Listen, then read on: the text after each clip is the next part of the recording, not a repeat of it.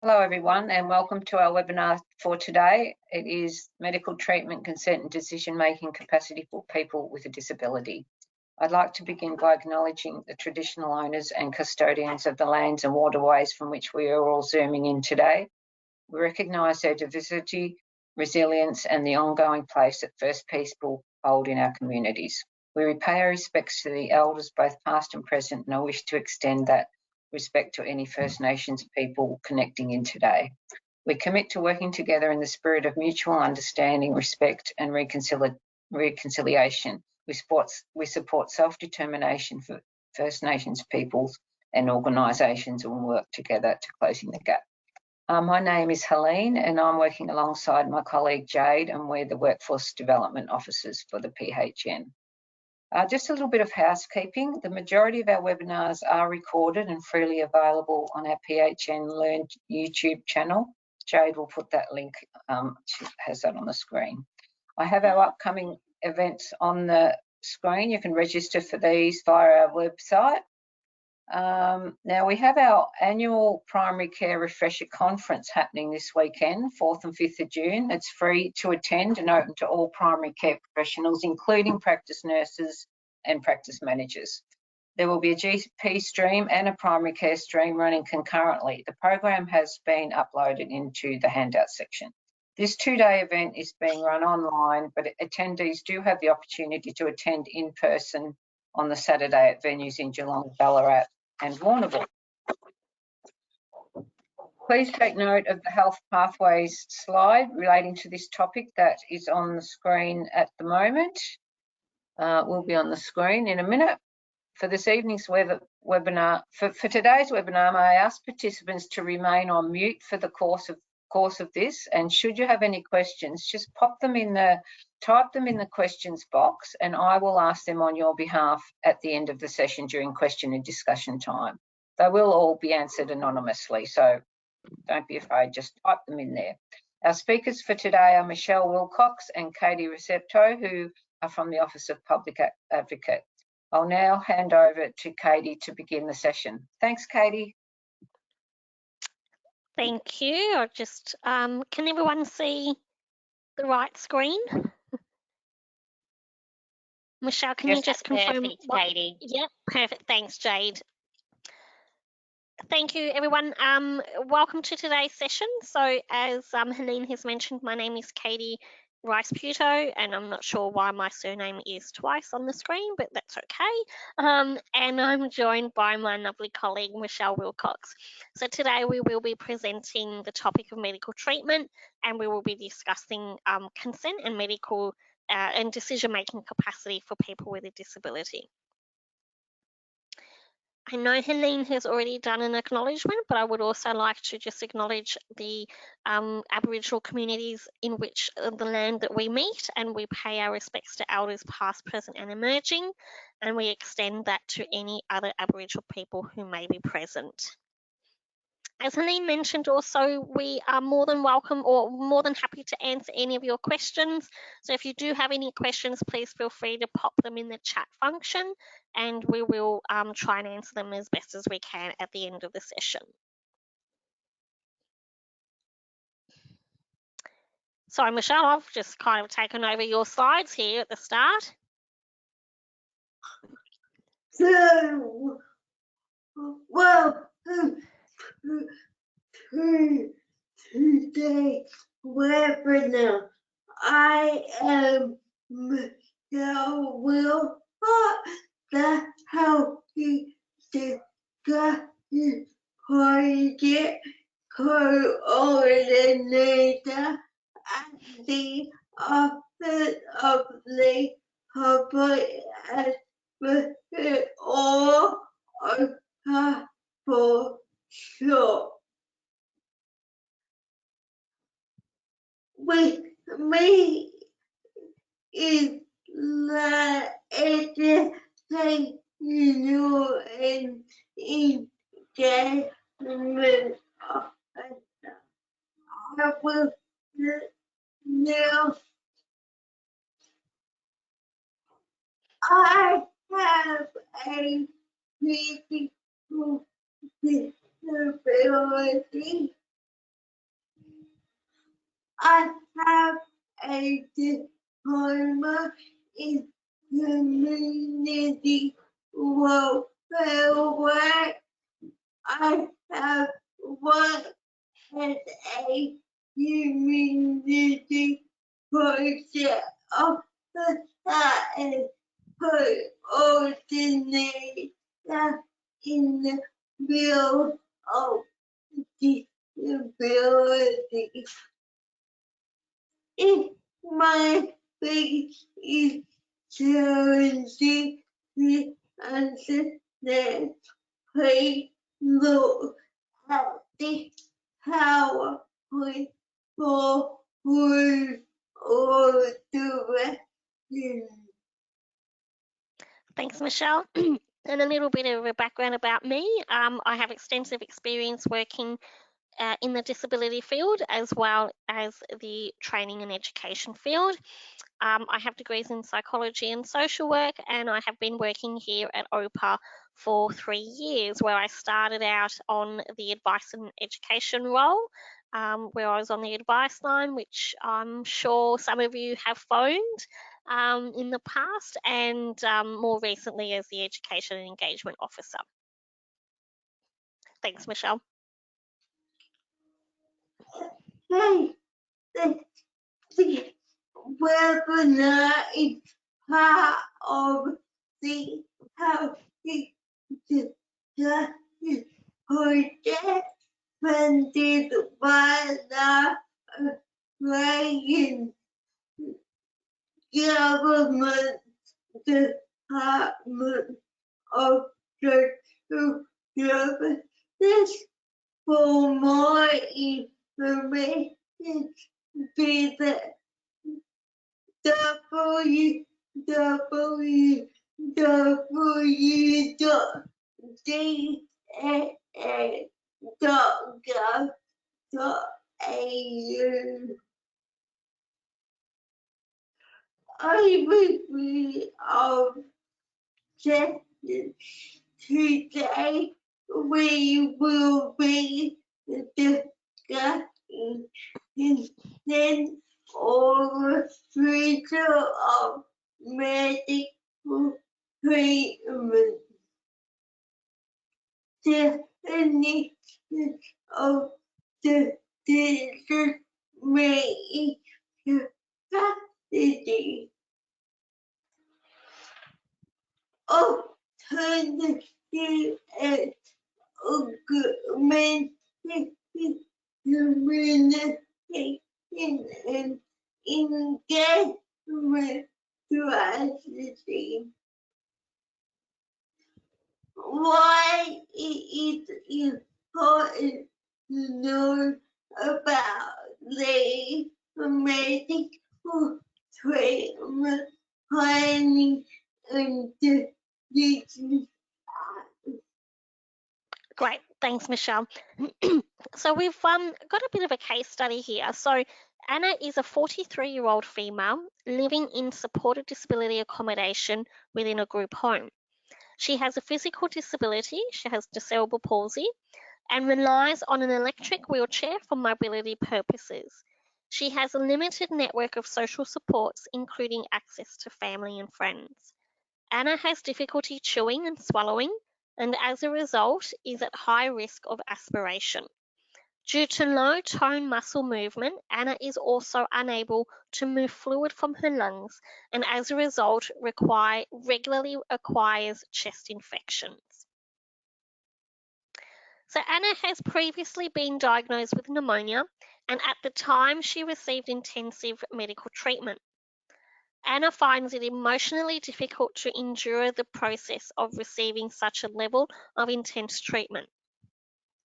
She struggles to keep a CPAP face mask on her face.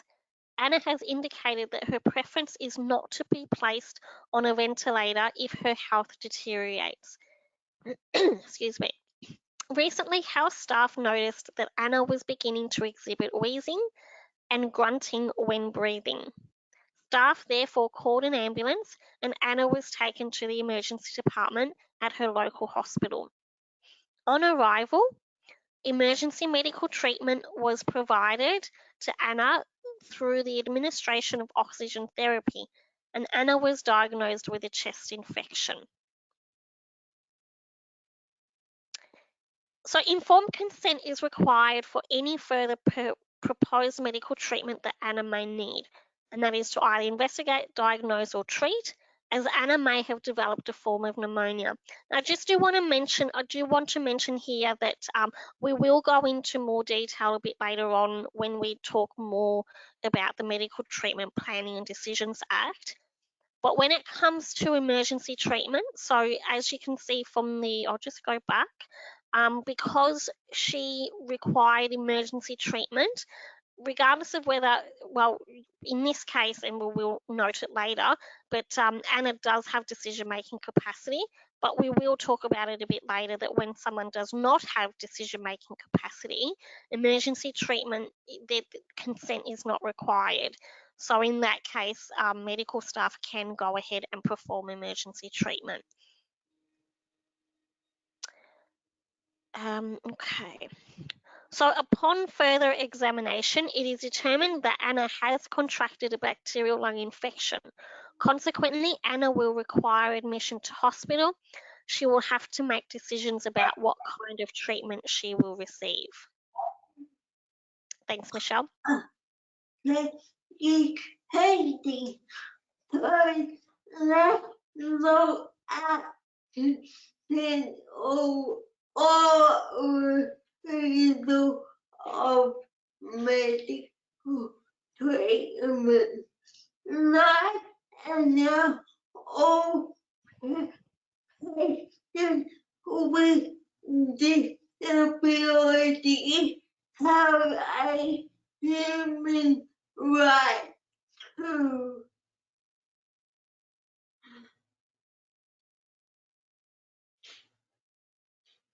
seek or receive medical treatment. All types of significant routine and intrusive medical treatment. Okay. Thanks, Michelle. So let's have a little bit more of a look at what is decision-making capacity. So in Victoria, under our current legislation, so whether that be the Medical Treatment Planning and Decisions Act, the Guardian Administration Act, or the Powers of Attorney Act, an adult is presumed to have decision-making capacity unless there is medical evidence to the contrary. So the definition of decision-making capacity, as I've just mentioned, is found in Victoria's Medical Treatment Planning and Decisions Act. So it is important to be aware, though, that this definition is vital when seeking consent or refusal to any medical treatment decisions. So it has been devised that or determined that Anna does have decision-making capacity. However, she is non-verbal and uses a communication device to communicate her preferences. Anna can understand receptive language. Thanks, Michelle. So let's look at the principle of decision-making capacity. One, the person must be able to understand the information relevant to the decision and the effect of the decision. Retain the information to the necessary to make the decision. Use or weigh up the information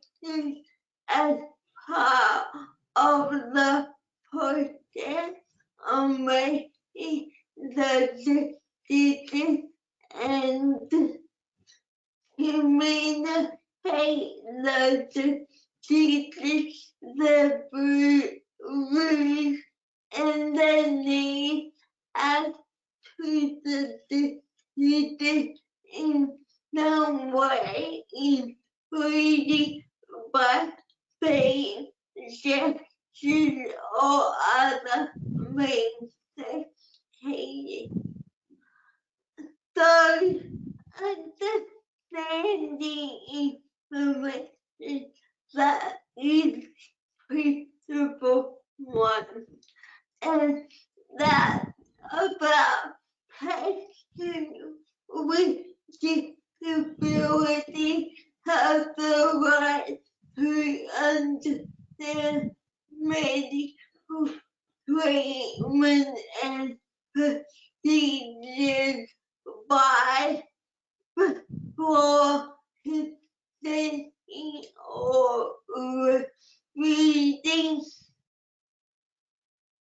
How participants should explain to patients with disability why the treatment or procedure is necessary and what the benefit and risk are of the treatment. Then is a person's decision about medical care that is made with knowledge and understanding of the benefits and risks involved. This can be helped from the good medical practice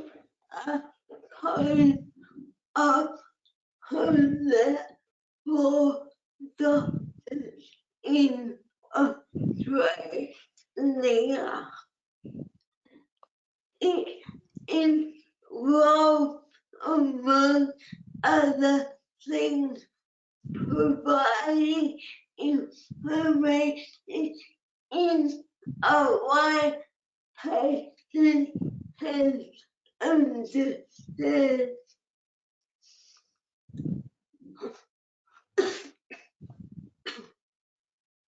Still, play in language.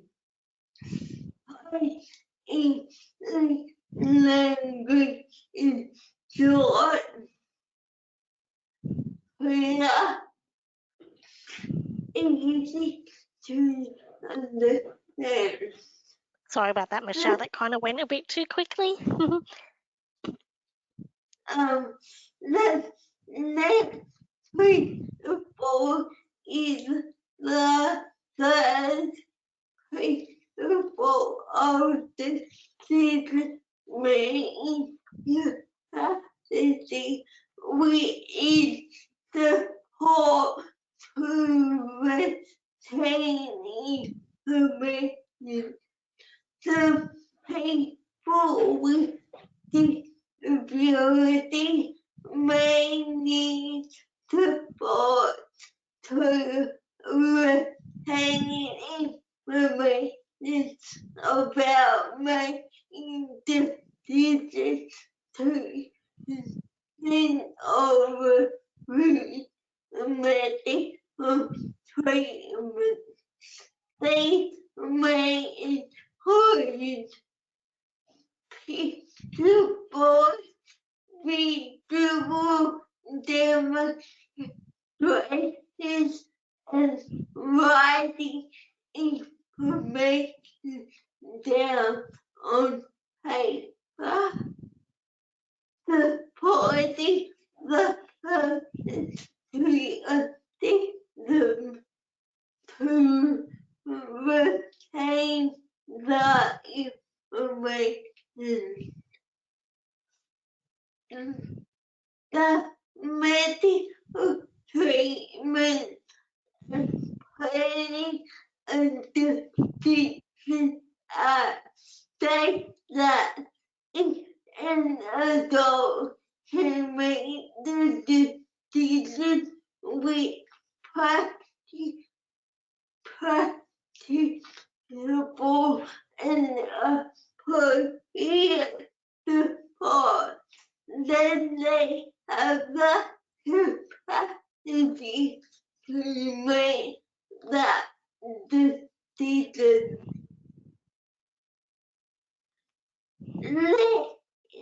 Now let's explore some other possible support. Support to weigh up information. Some people may require support from additional people to weigh up and make an informed decision about consenting to or repeating medical treatment and or procedure. Some people may include family members, disability support workers, or support organizations. Okay, so communicating the decision. Some patients may require augmented and or alternative communication strategy to communicate the decisions to consent or refuse medical treatment. Strategies and tools may include communication devices, picture and alphabet board, iPad, or headphones.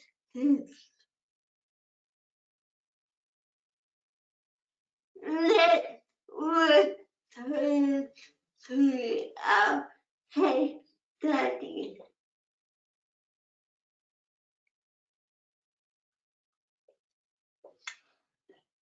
It's all yours, Michelle.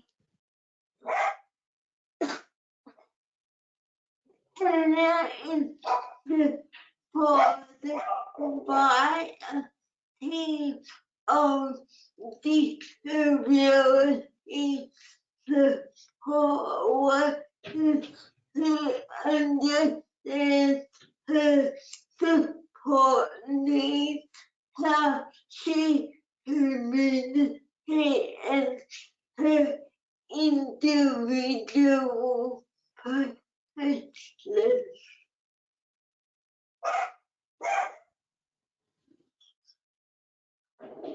A role of a support worker is to assist the person to understand the decision-making process,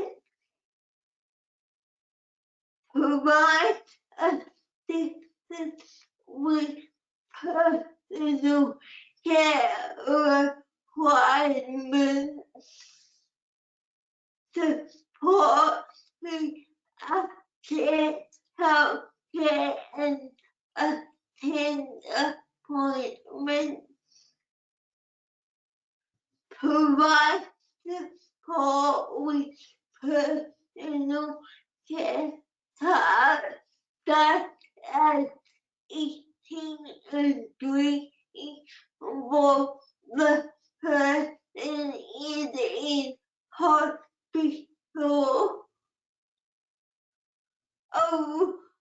A role of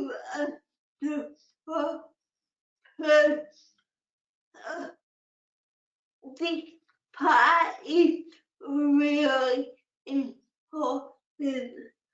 A role of a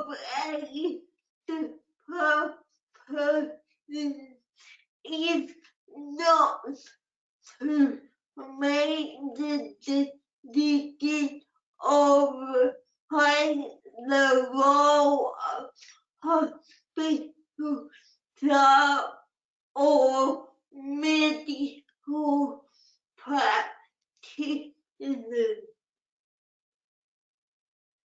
Now I will hand it back to Heidi. Thank you, Michelle. So we will go through the Medical Treatment Planning and Decisions Act. So if the health practitioner determines that a patient does not have capacity to make decisions, they will need to, there is a process as per the legislation that they will need to check to see if the patient has refused or consented to that specific medical treatment in an advanced care directive, and more specifically in an instructional directive within that advanced care directive. So there is, I guess, a hierarchy within the Medical Treatment Planning and Decisions Act. And the first step is to see if the individual, as you can see on the screen, if the individual has completed an advanced care directive at all. If there is no relevant advanced care directive, or more specifically, an instructional directive within that advanced care directive, medical practitioners or the medical treating team must follow these steps. Excuse me. So step one is there a medical treatment decision maker for that patient?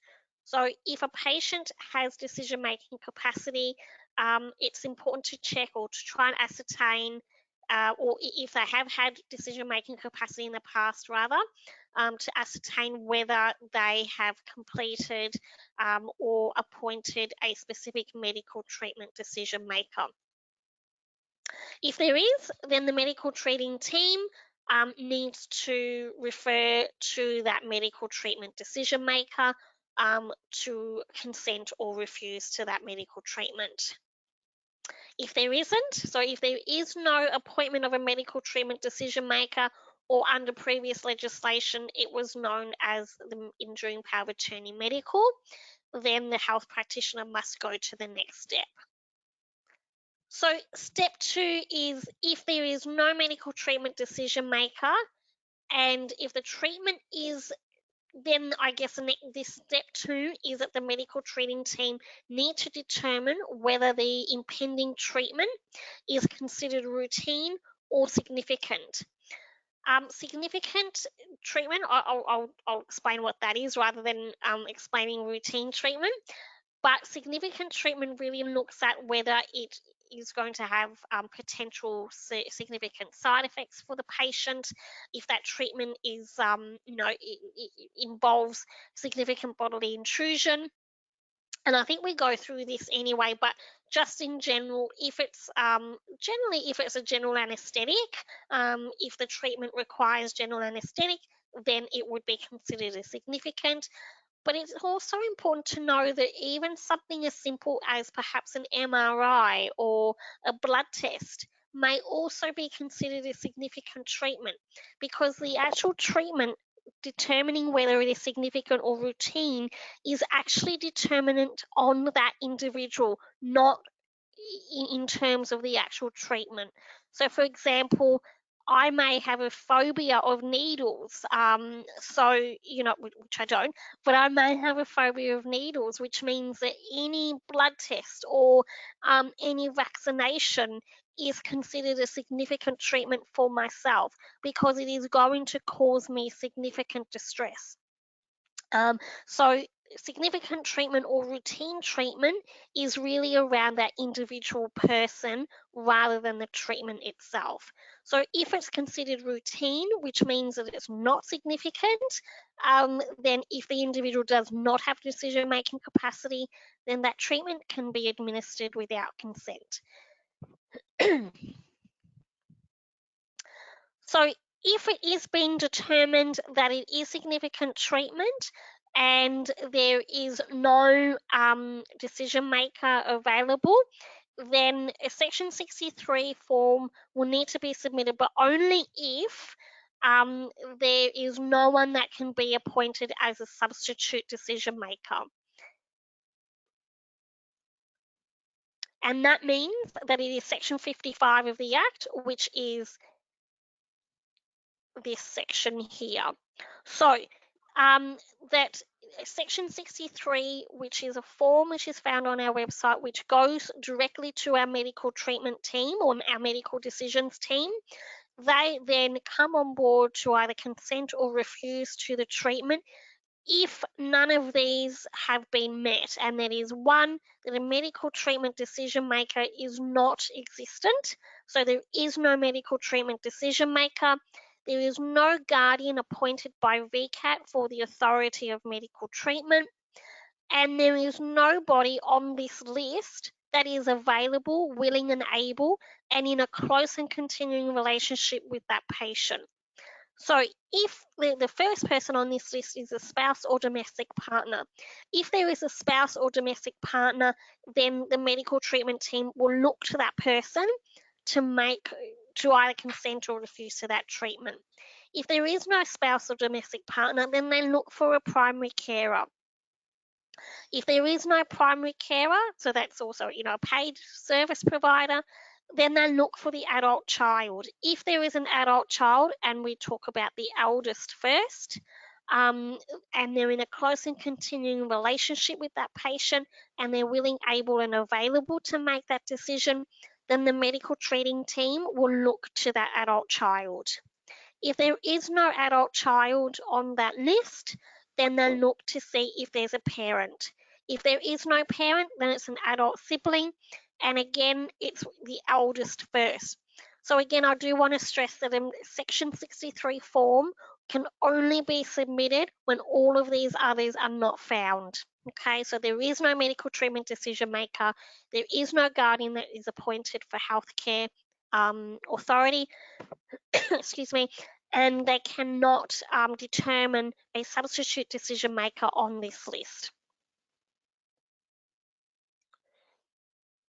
Okay, so preferences and values. So if a person with a disability does not have capacity to make their decisions, their medical treatment decision maker can consent to or refuse medical treatment, but they need to, where possible, adhere to the individual's preferences and values. So the decision needs to be, as I said, determined by the person's preferences and values. Sometimes, a guardian is appointed, or a Section 63 may need to be submitted. So therefore, our medical decisions team needs to come on board, and we don't know who that patient is. We don't know that person. So it is our job, or it is the job of the decision maker or our medical treatment team to speak to as many people in that person's life as possible to try and ascertain what the person's values and preferences are. They need to try and speak to the individual themselves, even though they don't have capacity. They are still able to express themselves, and they can still, give an indication of what they want, and so they should.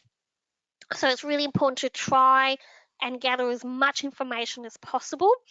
If they cannot identify a person's value and preferences, it is really important that the decisions that they make are based on what best promotes their personal and social well-being. Because there are situations where we don't know the patient, so it's really important that their personal and social well-being is taken into consideration.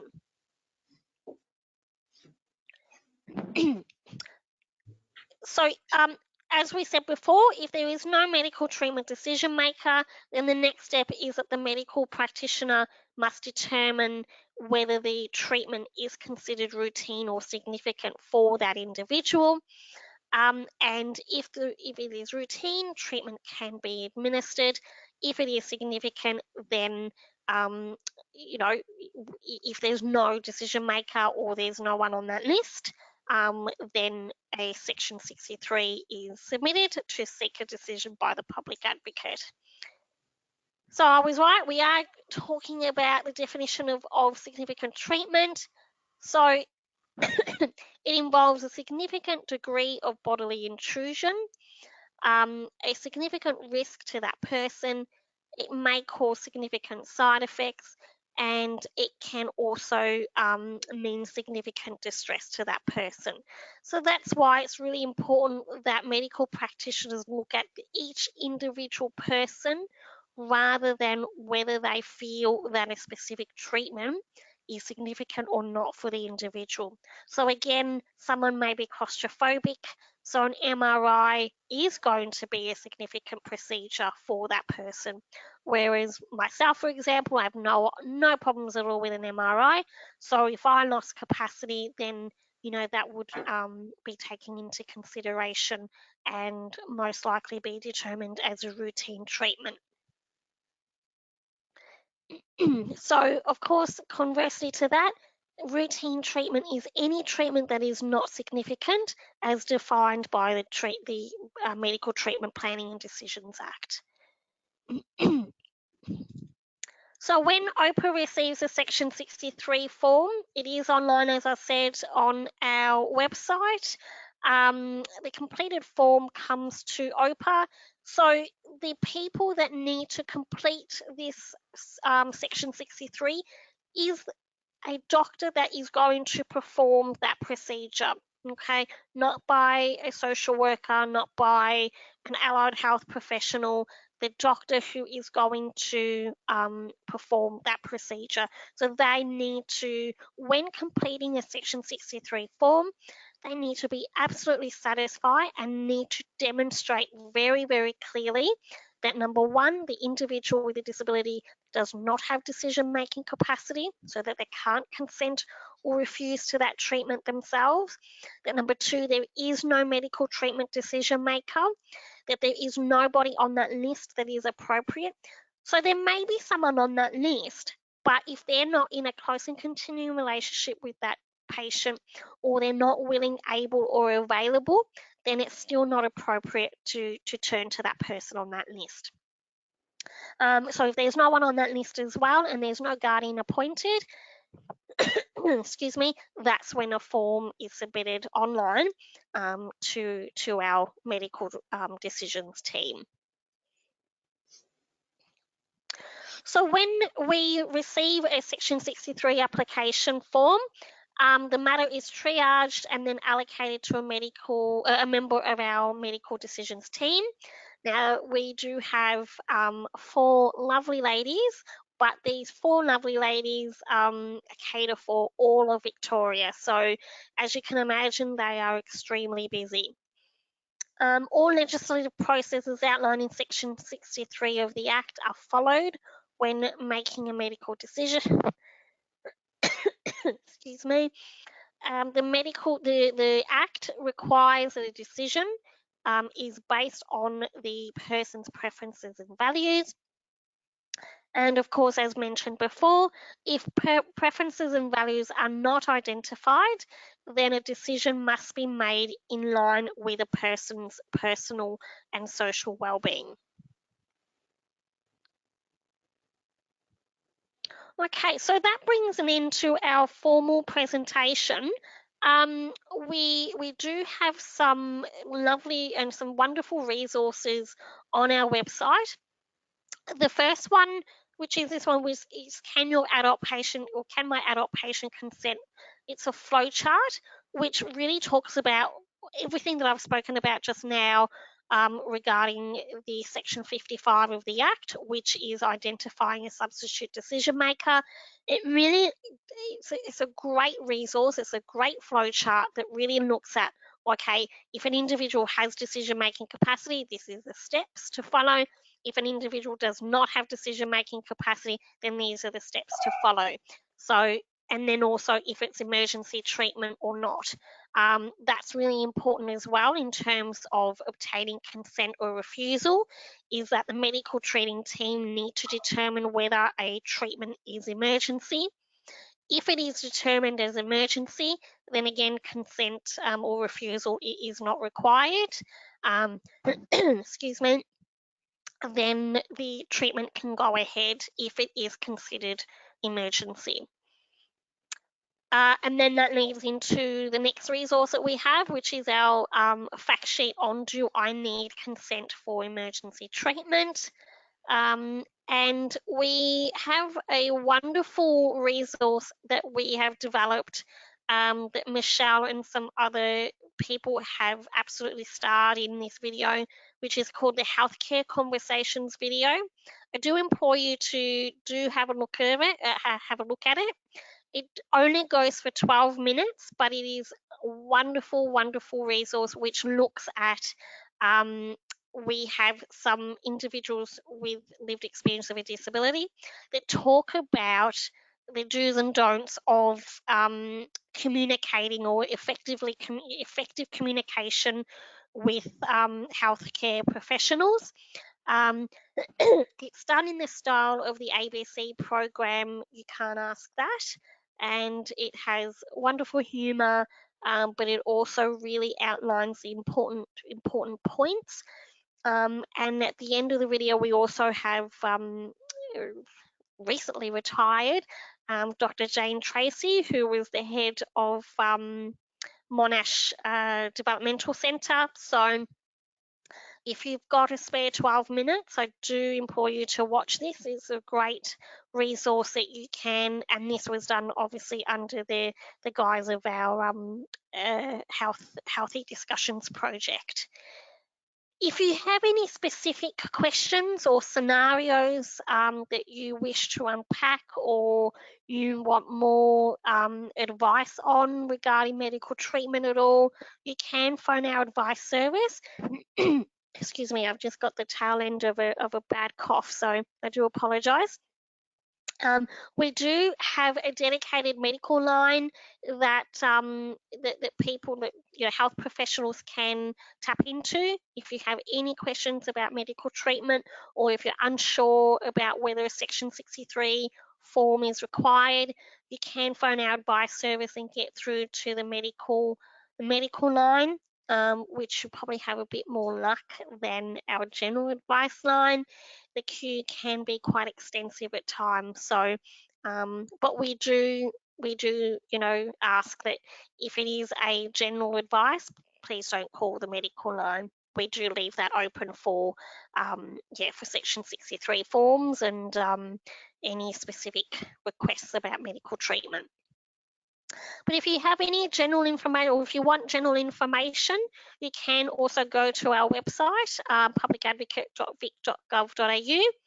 And just, I guess, a little plug, I do run some regular scheduled sessions on a Tuesday, and they are repeated on a Thursday.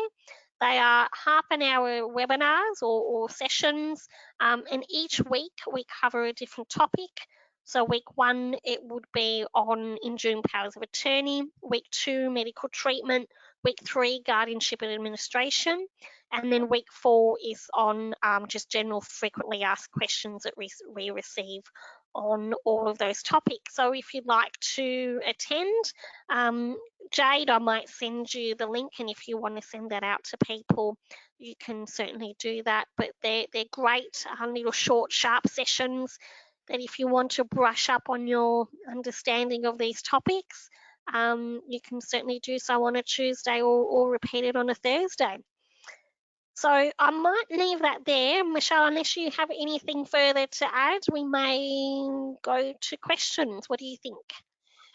I think I'll pick it up for question.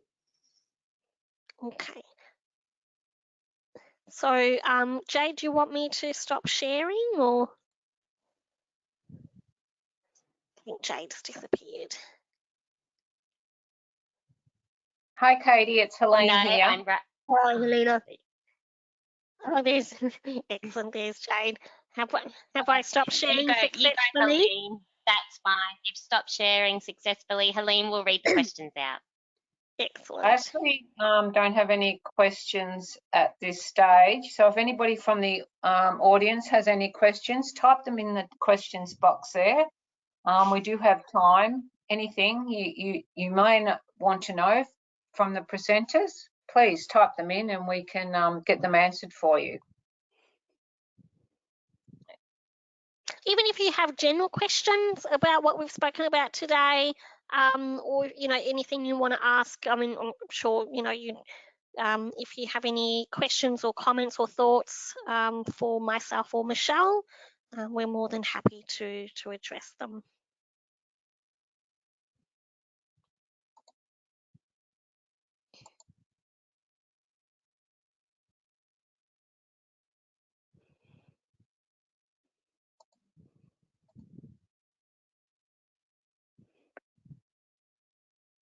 No questions as yet. A comment. Thank you for a great presentation.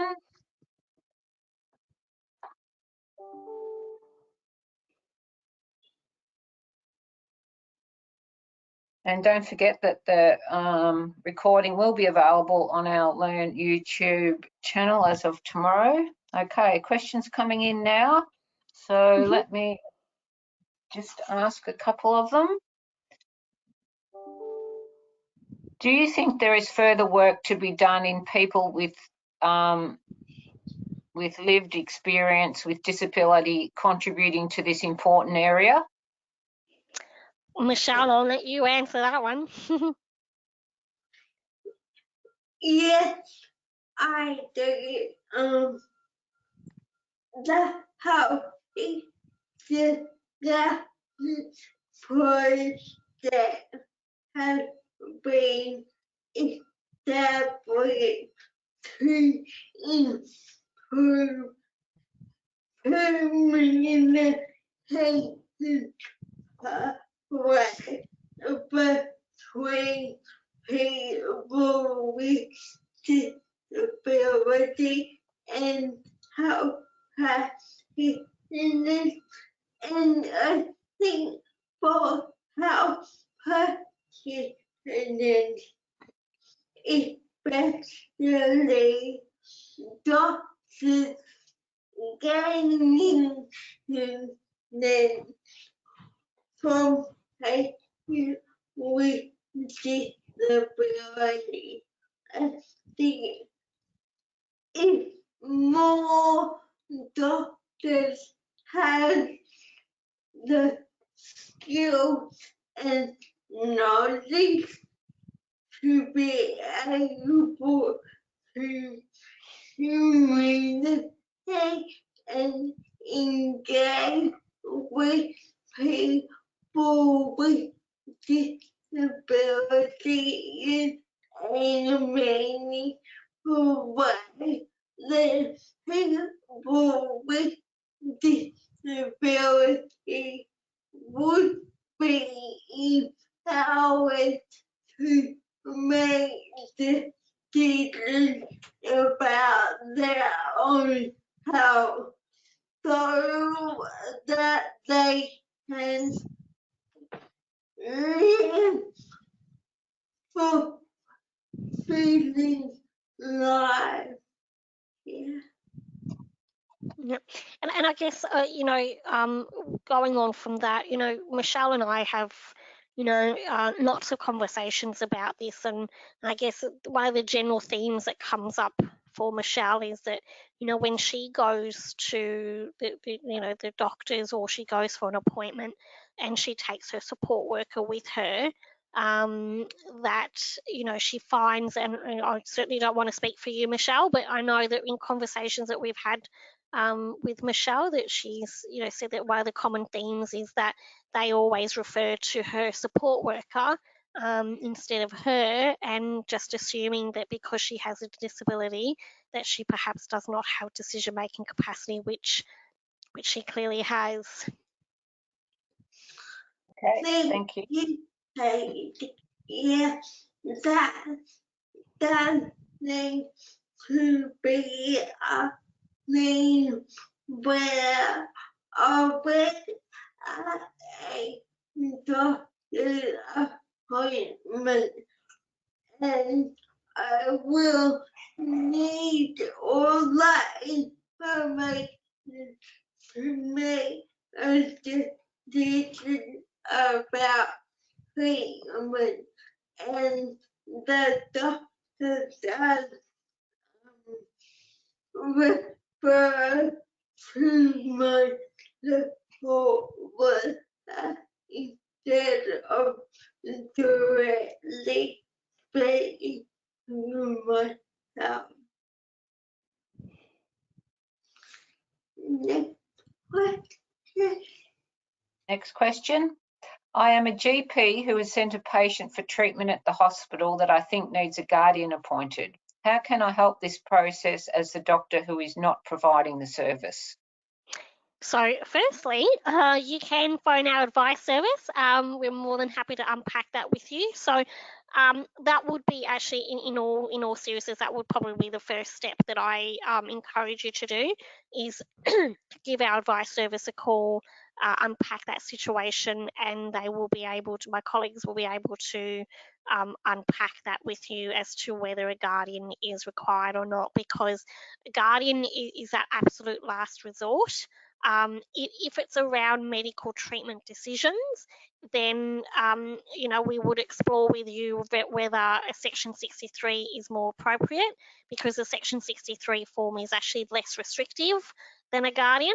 But if it's for lifestyle matters, then perhaps a guardian is more appropriate. But of course, I can't answer specifically without knowing the specific scenario. But yeah, my first thought would be give our advice service a call if you have any concerns or questions about what scenario you have.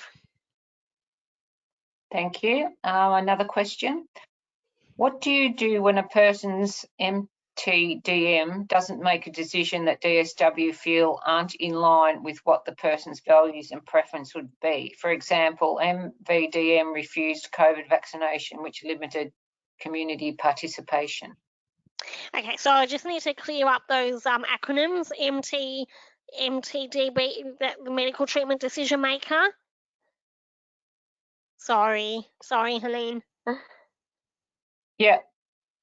And the MSW, I'm not sure, is that the social worker? MYDM, DSW, yeah, I assume so. They haven't got back to me, but DSW, no, I'm not sure. Okay, so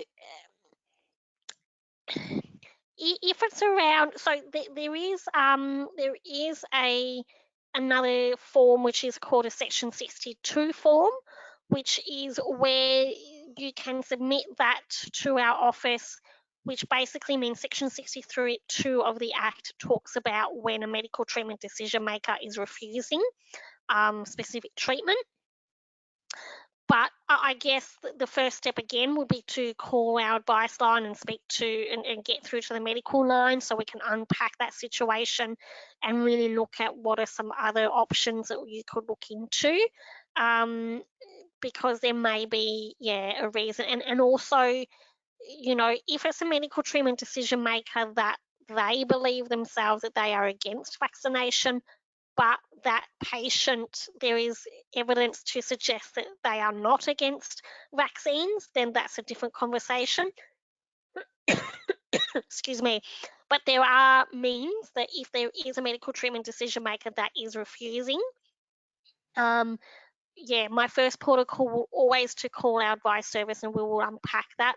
But there can be a Section 62 form that can be submitted. But again, there are a lot of different variables that may come into play. For example, if Michelle was my medical treatment decision maker and she was against vaccinations, but I was for them, then, I guess the treating team would have to really look at what the preferences and values of that individual with a disability is. and then really unpacking that situation and seeing if there are any less restrictive options before potentially submitting a 62 form to our office. Again, without knowing the specifics, I can't give a specific answer, but I hope that that at least gives you some type of answer. Okay, thank you. Another question. On a general day-to-day basis, if a supported person is attending a routine GP appointment with a support worker and there are changes made to medication, for example, does the medical decision maker need to approve this? So again, it depends. So if for example, if Michelle was going to a routine appointment and she has decision-making capacity, then it's not the role of the support worker or medical treatment decision maker to make those decisions about medication. It's Michelle's decision. If they do not have decision-making capacity, then I'm guessing that they would, the support person. Again, okay, so I guess the fundamental here is about whether it's routine or significant. Medication, especially if they're antipsychotic medication, can also be considered a significant treatment because it depends on the individual themselves. If it's just perhaps changing Panadol or amoxicillin or something that is quite, considered quite routine, then no, the medical treatment decision maker does not need to make that decision because, as we've spoken about today, routine treatment can go ahead without, the medical treatment decision maker making that call. If the individual has decision-making capacity and they've got a support worker with them, then, as Michelle mentioned before, a support worker does not make decisions for that person. Thank you. Another question. What about if a person has a mental health issue such as schizophrenia and is suspicious about any medical intervention? So again, it really comes down to the difference between whether they have decision-making capacity or not. If they're having a psychotic episode and they are deemed to not have decision-making capacity, then depending on the treatment, again, if it's routine or significant, if it's significant, then potentially, yes, the medical treatment decision maker can come on board to make that decision. But it really depends on, number one, whether that person has been deemed to have capacity or not, and number two, whether the difference between the treatment being routine or significant. If the person is admitted under a Mental Health Act, that's a completely different conversation again. The treating psychologist or the psychiatrist is the one that actually makes decision for that person if it's around the treatment specifically for that psychological episode. So yeah, we're kind of opening Pandora's box here, especially with mental health issues. But yeah, I guess my advice is with any situation, if you have a specific situation, give us a call on the advice service. But generally speaking, always number one is whether the individual has decision-making capacity or not. Number two, whether it's routine or significant, and then going through those due process according to whether they have decision-making capacity or not. Thank you. I've just got a couple more questions. Sure. What preliminary work can be done early in a preventative approach to support smooth processes for people with lived experience in this space? Is there opportunity for more education at the front end for health professionals and people with, let me get the rest of this up, with lived experience and their supporters? Michelle, I'll leave that to you. I think there is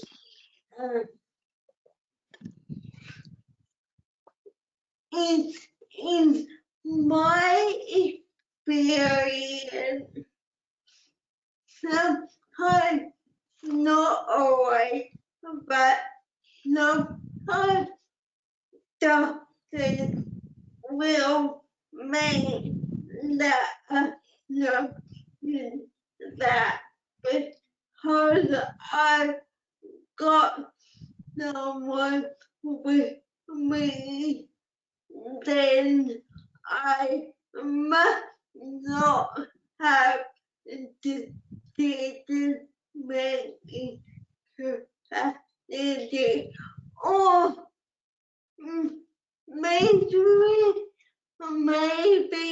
it's easier to talk to the person I am with, but I think it's so important to break down those barriers and those assumptions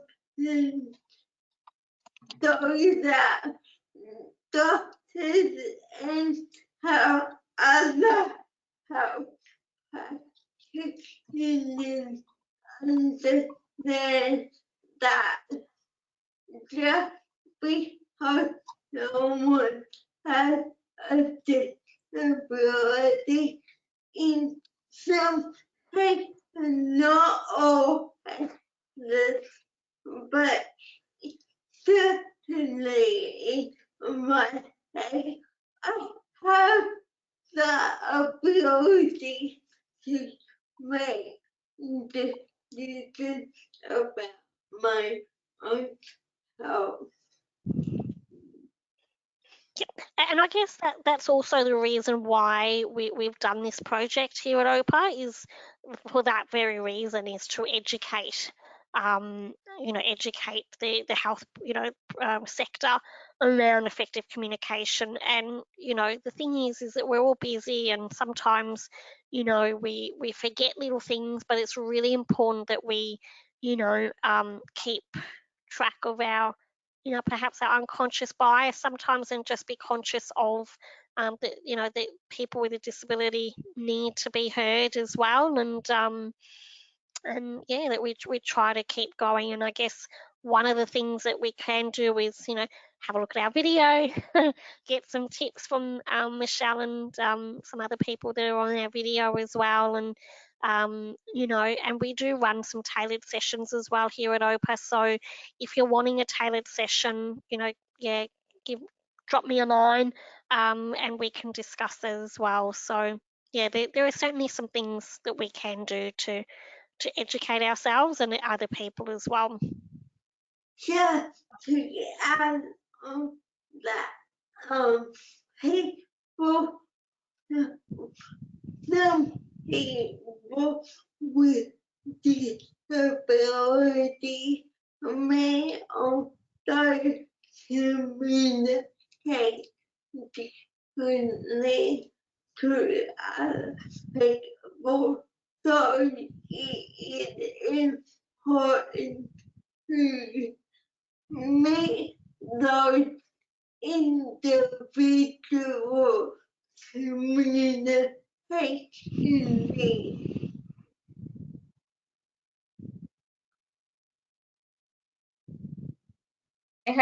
I've just got one more question, so I know it's gone over time, but I will ask it. Is there any research? Yeah. Is there any research being done on how to explain the side effects of severe side effects to some treatments of, for example, throat cancer? To really understand how hard the treatment would be is very difficult to explain. This comes from a person that's worked in cancer care as a social worker. As for specific research, I'm not sure. I can't answer that. I can only answer around significant treatment in terms of the Medical Treatment Planning and Decisions Act. There is a publication, I think it's the Department of Health, on their website. There is a publication, and I might send it to Jade as well. It's called Significant versus Routine publication, and it goes through different diagnostic treatments and determining whether is significant or treatment. So again, depending on the treatment. So with cancer, I can't answer that specifically, but when we're talking about significant and routine, again, I can only comment in terms of Medical Treatment Planning and Decisions Act, and that is when someone has a disability and they do not have decision-making capacity. Yeah, how to explain it, I don't know. I'm not aware of any research that's the, yeah, I think I'm dancing around that question a little bit too much, but yeah, I can't answer that, unfortunately. But I'm happy to, yeah, for you to give me a call if you'd like, and we can talk about that a bit more offline. Yeah, or you can drop me an email. I'm more than happy for that. Helene, are you able to type in the chat my email address? I'll get Jade to do that. Okay, For the so yeah, so it's OPA Education. Jade, are you online at all? Yes, I can type that into the chat right now for you, Katie. Yeah, sure. So it's OPA Education, OPA Education. OPA Education. Yep, at justice.vic.gov.au. No worries. Okay, so if anyone wants to drop me a line, it's a bit hard to answer some questions on the spot, but I'm more than happy to chat to you offline and try and answer them in more details for you. Okay. Could I just take this opportunity now to end the session and thank you both so much. That was such a good session, really informative and enjoyable.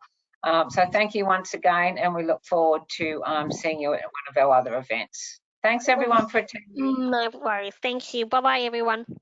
Bye. Bye.